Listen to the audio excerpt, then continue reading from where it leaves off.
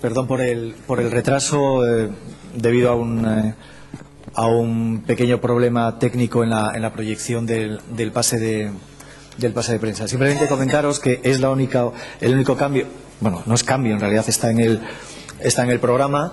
Hemos adelantado la rueda de prensa, que habitualmente se celebra a las 12:30, porque hemos tenido que encajar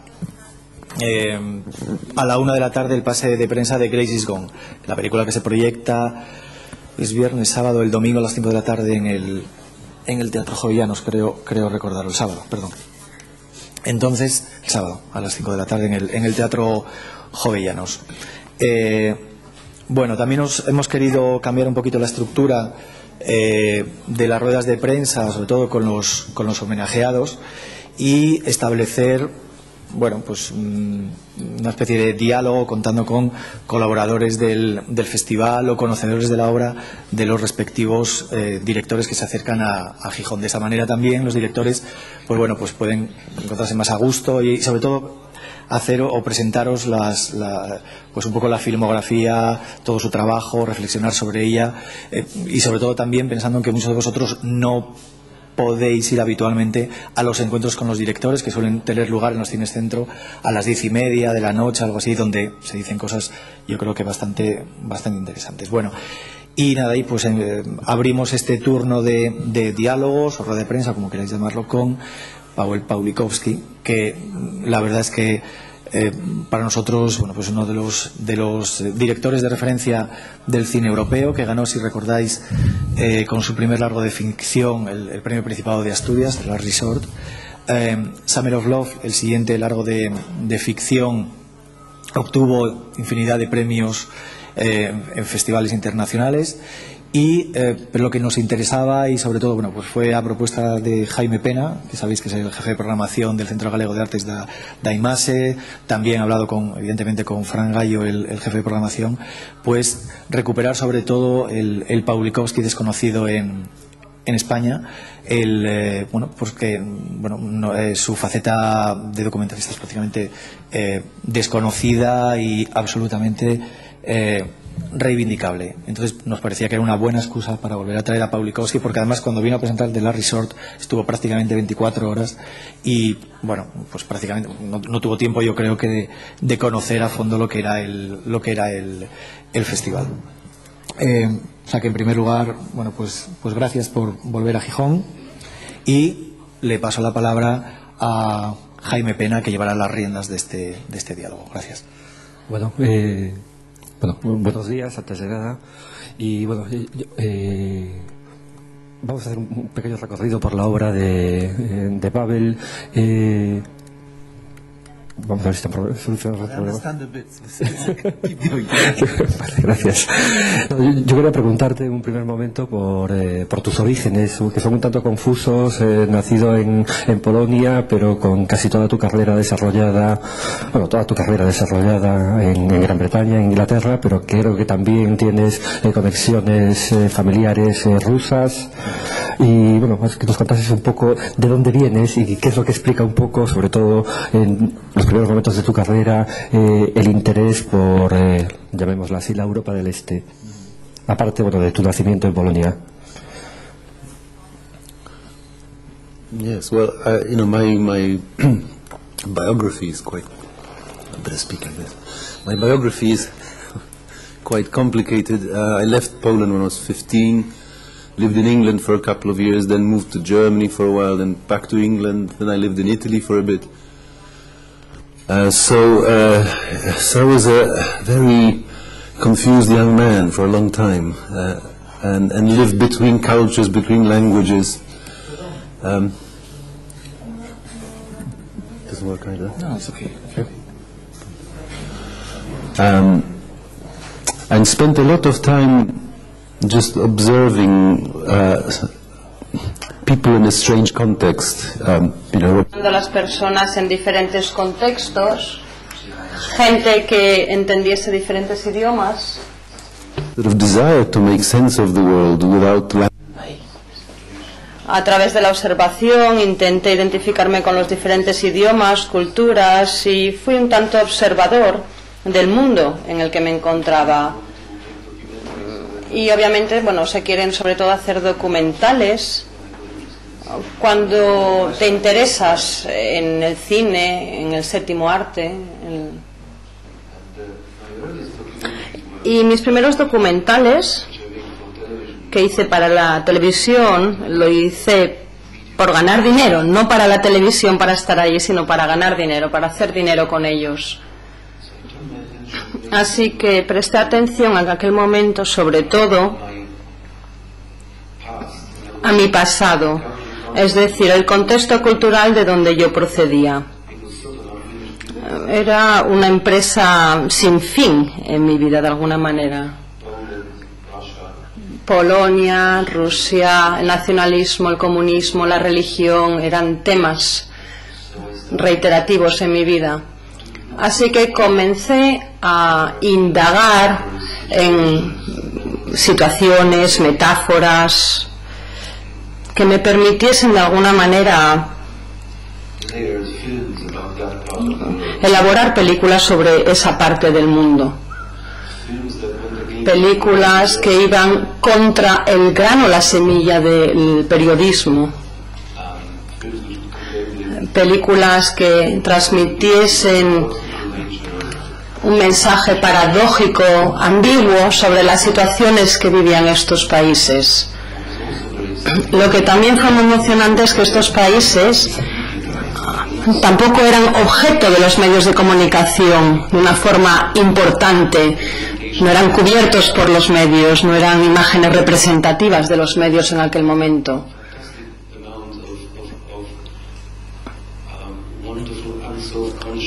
Hubo una conciencia consciente, valga la redundancia, de los personajes de mis películas que transmitían estos mensajes, y fue fantástico entonces hacer películas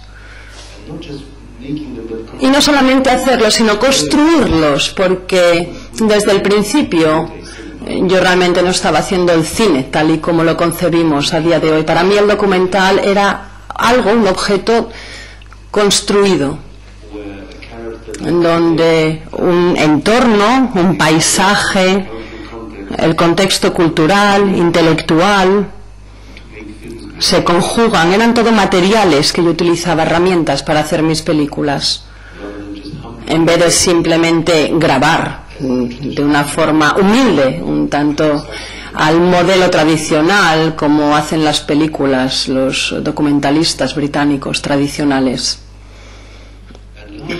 Y mayoritariamente mi producción de películas fue un resultado también de todo este proceso, porque realmente yo no era consciente de la tradición documentalista, para ser honesto. Estaba inventando mi propio producto a medida que iba realizando documentales y películas. Obviamente que a lo largo de este camino cometí muchos errores, pero era una especie de proyecto de investigación personal, descubriendo contenidos, y no estoy seguro si esto responde a su pregunta. Porque no entendí la pregunta en su totalidad, no pude escuchar la traducción simultánea. Los documentales que vemos aquí en el ciclo están realizados justo después de la caída del muro, y responde, yo creo, que a una idea muy clara sobre lo que es toda, bueno, esta especie de reconstrucción, decadencia moral casi de la Rusia de la época, o de, en este caso, también de Serbia. Pero más que los temas te interesan, yo creo que los personajes, que en un primer momento son personajes por lo menos desconocidos para un público occidental, el escritor de From Moscow to Petusky, o este misterioso heredero de Dostoyevsky, pero de repente en Serbian Epics y el siguiente, el de Traveling with Zirinovsky, te fijas, son personajes ya políticos como muy conocidos en Occidente, el líder nacionalista ruso Zirinovsky, Karadzic, el líder serbio. De repente hay un salto ahí, como pasas de un poco de personajes muy anónimos a personajes realmente muy relevantes a nivel político internacional. ¿Cómo se produce ese salto?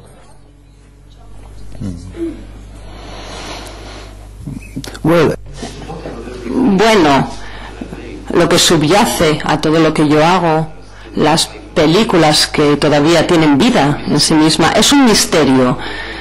Lo que intento a través de estas películas es llegar al misterio, a las raíces de ese misterio.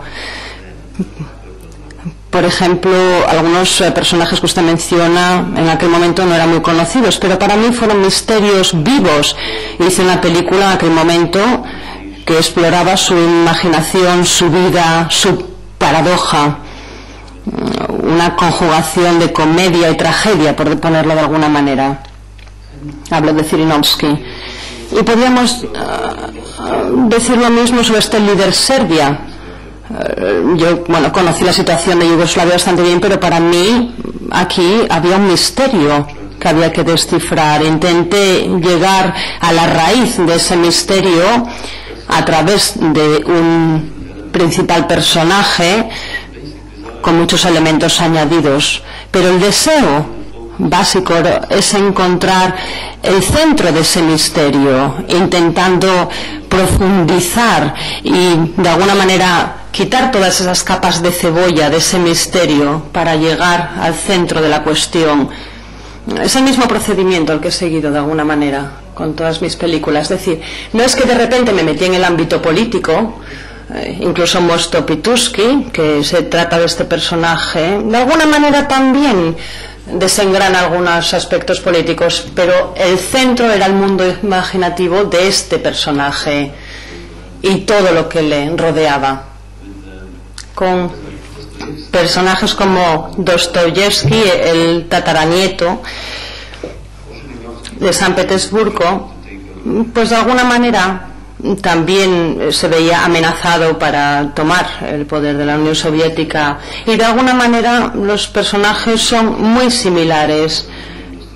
O por ejemplo este conductor anónimo con el nombre de Dostoyevsky, el otro sería un dictador, pero eran parte de la ex Unión Soviética.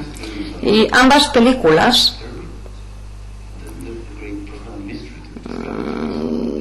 no es que nos descubran un gran misterio, simplemente son historias un tanto picarescas, podríamos llamarlas. Hay algunos personajes muy sencillos, con mucha energía, con un deseo frustrante, increíble. Y a través de ellos, pues yo de alguna manera pude observar ese entorno político complicado, social también complejo. Dostoyevsky, la manera en que viene al occidente, que llega a Alemania y que explica a los alemanes, utilizando su nombre y su barba y su cara, su fisonomía y su nombre, Dostoyevsky, y la manera en que el mundo occidental intenta utilizarle para conseguir sus objetivos, bueno, se convirtió en una buena metáfora para ese momento de la historia, creo. Y Zhinovsky,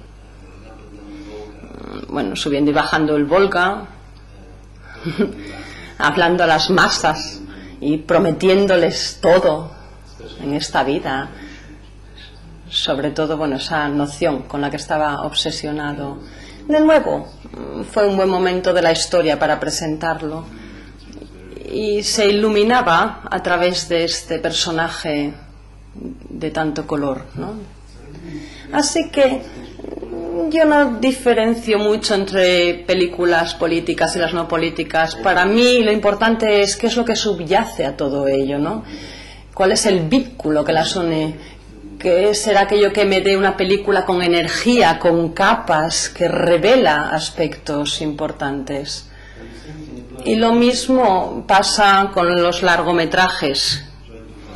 Siempre intento buscar esa parte central, relación, que de alguna manera es prometedora porque nos abre la ventana hacia más posibilidades, nos descubre algo.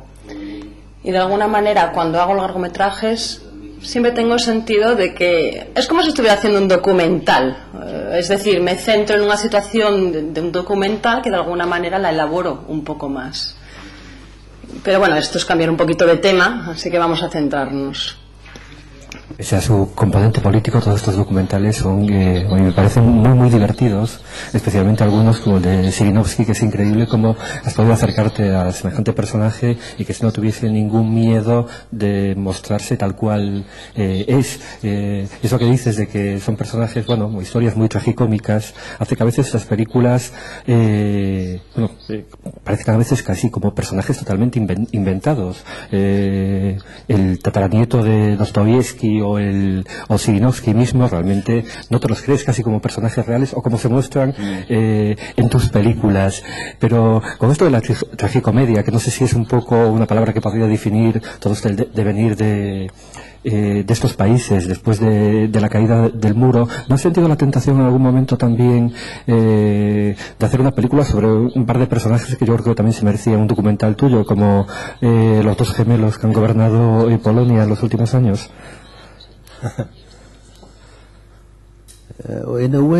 Bueno, de alguna manera, actualmente, los políticos están siendo objeto de los medios de comunicación hasta tal punto que es difícil tener acceso a ellos, hasta el punto de que se pueda rodar una película en esos términos, simplemente que los sigo alrededor por donde vagan y los grabo, ¿no? No es posible con estos dos gemelos, por ejemplo, que usted menciona. De una manera, no hay que hacer una película sobre ellos, solamente hay que verlos, observarles, seguirles, y ahí está el mundo por descubrir. Con Sirinovsky hice la película, pero no quería realmente hacer una película sobre él. Era como una persona que se autopromocionaba, era un experto en este sentido, utilizaba los medios de comunicación en este sentido. Hice una película cuando descubrí que iba a entrar en este viaje arriba y abajo del Volga con sus colegas políticos, y de alguna manera para mí era ese entorno y ese clash lo que nos ofrecía entre un entorno del Volga donde no hay tiempo y esta población rusa que está esperando, y ha ido de una manera algo que era muy fuerte, muy sólido desde el punto de vista visual, que me atrajo, y para mí ello tenía la apariencia de una película. Así que cuando usted dice que cuando esta gente, parece que es como si fueran personajes inventados, cuando hice estas dos películas, Dostoyevsky y Sirinovsky, obviamente el espíritu estaba ahí, ¿no? Pero no solamente surgieron después de la caída del muro de Berlín. Si leemos la literatura rusa, pues está llena de inspectores, de políticos, etcétera. Así que Dostoyevsky, por ejemplo, aunque el nombre nos sugiere una conexión con Dostoyevsky, en realidad era otro personaje que procedía de Gogol. Y cuando en aquella parte del mundo me centraba en contenidos para documentales, y sí que era verdad que la literatura rusa estaba muy presente. No puedes, por ejemplo, ignorar toda esta literatura, sobre todo la de Gogol. Y esto me ayuda a reimaginar, reinventar el mundo, ¿no?, en base a toda esta literatura y estas situaciones en el mundo.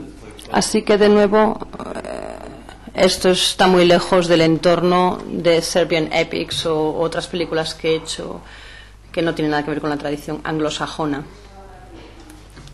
Curiosamente, todos esos documentales están ambientados en la antiguo bloque comunista, la Europa del Este.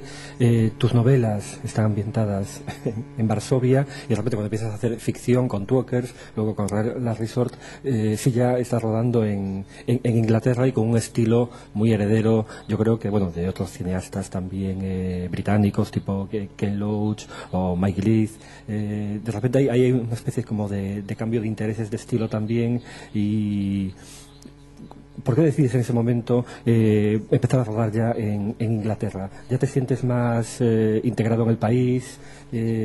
¿Has hablado en algún momento como que te sentías una especie de exiliado que no tenía un lugar en el que rodar? Hablabas de que había cineastas que, bueno, pues Scorsese rodaba en Nueva York, Kusturica en Sarajevo, y que tú no tenías un sitio donde rodar porque te sentías una especie de exiliado sin un lugar referencial.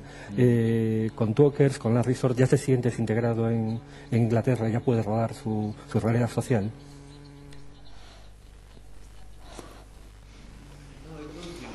No, no me siento integrado en Gran Bretaña. Bueno, comencé a dejar de hacer documentales a mitad de los 90 por diferentes razones. Cada vez era más difícil encontrar dinero para hacer documentales. No podías simplemente tener una idea y ponerte a filmar. Había un proceso muy aburrido para conseguir dinero para poder hacer tu trabajo. Y además esa parte del mundo, en aquel momento, ya no me parecía tan fascinante, ya no me atraía tanto, ya no era un territorio virgen como yo lo había imaginado anteriormente. Así que comencé a pensar en la ficción, pero también comencé a pensar en aspectos que estaban en mi mente. Empecé a hacer cosas que, bueno, eran parte de mis preocupaciones del día a día. Así que, bueno, no es que acabase con ello, sí que es verdad que, bueno, hay algunas películas autobiográficas, Talkers o My Summer of Love, bueno, son contenidos los de estas películas que siguen estando muy presentes en mi mente. Y el hecho de que esté en Inglaterra, bueno, es una manera de acceder a la historia, de alguna manera, pero creo que Inglaterra... Bueno, es un reto hacer que Inglaterra sea algo interesante. No es mi punto de referencia, ni mucho menos. Sí que es verdad que me gustó el trabajo de algunos cineastas británicos, pero no es mi referencia. Yo creo que las películas de séptimo arte están llenos de aspectos sociológicos y de indicadores sociológicos también, y nos presenta el clash de las sociedades. Estoy mucho más interesado en situaciones o historias que son universales, comunes a todos, y de alguna manera son trascendentes. Así que yo observo los entornos, personajes ingleses, y pienso, bueno, ¿cómo puedo hacer que esto tenga o adquiera algún realismo? ¿Cómo utilizando todos estos entornos lo puedo hacer real? Yo siempre he intentado, bueno, proporcionarle a la realidad un cierto estilo, reconfigurar esa realidad para intentar brindarle de alguna manera una calidad atemporal, si es posible. Así que cuando hicimos Talkers, es una película muy sencillita, pero nos aseguramos que no filmásemos como lo hiciese un británico. Es un entorno muy abstracto, y además, bueno, pues las tomas son incluso muy peculiares. La utilización de las imágenes no es británica, ni mucho menos, no sigue la tradición británica. Lo mismo ocurrió con Last Resort. Esa ciudad no existe. Es una ciudad abstracta. Es decir, todo esto lo utilizamos para crear una especie de tensión emocional. Aplicamos técnicas de documentales, pero el mundo que construimos y los entornos que filmamos son muy abstractos, y realmente no se conjuga o no va en la línea de lo que sería el realismo británico. Era como una película de cuentos de hadas, aunque también My Summer Love se podría decir que es un cuento de hadas. No es un cuento de hadas feliz, pero es un cuento de hadas.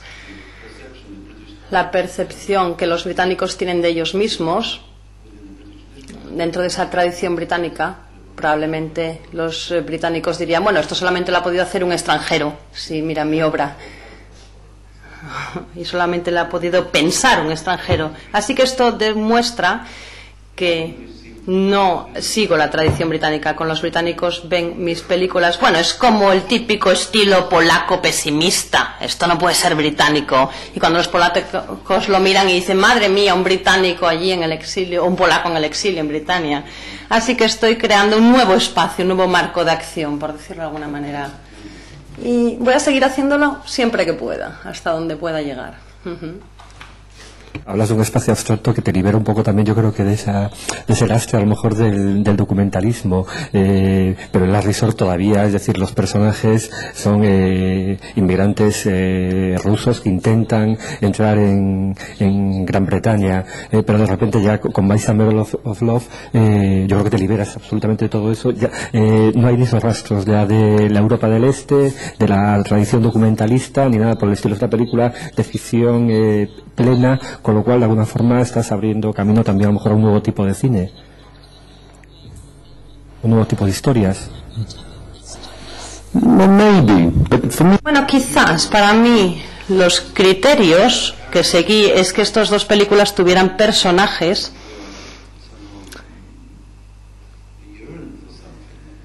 que de alguna manera buscan algo en la vida, que haya algo que les guíe, aunque sea contradictorio.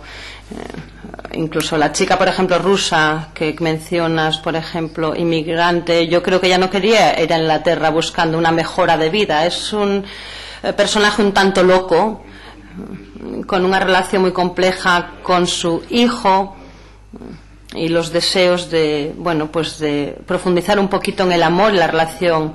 Y lo mismo pasó con My Summer of Love. Hubo 3 personajes, pero uno de ellos que tiene un gran deseo por vivir en ese entorno y que sus deseos nunca llegan a satisfacerse. Podrías decir que Mona, en My Summer of Love, bueno, sí que es rusa, y que bueno, que yo he intentado aportar algún contenido ruso, pero no, yo estoy buscando temas constantes en personajes y situaciones que están más cercanos a mí, a mi piel. No me importa si son británicos o rusos, bueno, eso es secundario. Last Resort no era sobre la situación de los inmigrantes rusos,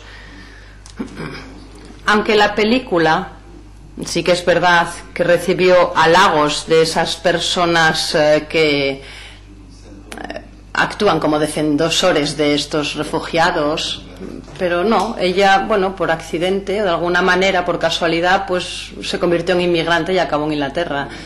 Y acabó en esta ciudad que parece su propia poesía personal, de alguna manera, su propia historia personal. Algunos críticos, de todas maneras, no se dieron cuenta de estos aspectos un poco más profundos porque solamente se centraron en el enfoque político que le quisieron dar. Pero como era una película muy personal y dirigida y regida por los personajes, llena de las relaciones ambiguas entre ellas, su hijo y este tío inglés, no abordaba el tema de la política. Así que yo creo que fue una película muy reveladora en ese sentido, sobre la situación de los inmigrantes o cómo se siente uno cuando es un extraño en otro país, ¿no? Cuando llega a otro país. En ese sentido sí que fue reveladora. Pero esa no era la prioridad con la que yo rodé o dirigí esta película. O proyecto, ¿nos podrías adelantar algo de esta película, la que creo que va a ser más o menos de rodaje inmediato?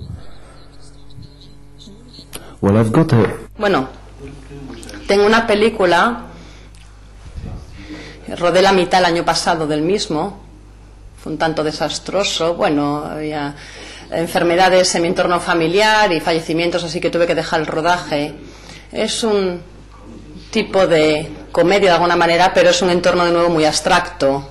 Se trata de 3 hombres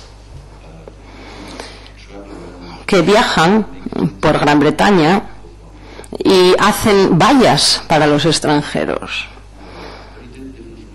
muy diferentes de los personajes habituales, porque estos personajes nunca se formulan la pregunta ¿por qué? No tienen ningún deseo, simplemente hacen vallas, ganan dinero con ello, tienen que hacer más y más vallas porque no les llega el dinero, y de alguna manera estas vallas es como si les defendieran a ellos. Tampoco se preguntan nunca por qué están haciendo lo que hacen, simplemente están viajando por Gran Bretaña, así que sería como una comedia del horror de esta enfermedad británica de nunca formularse el porqué de las cosas. Puedo abrir el turno de dar una pregunta, aún tenemos un poquito de margen. Sí.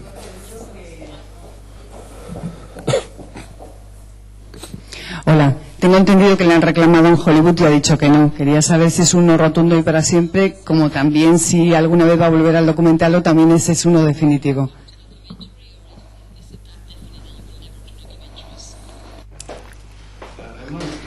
Bueno, puede que vuelva al documental en algún momento de mi vida.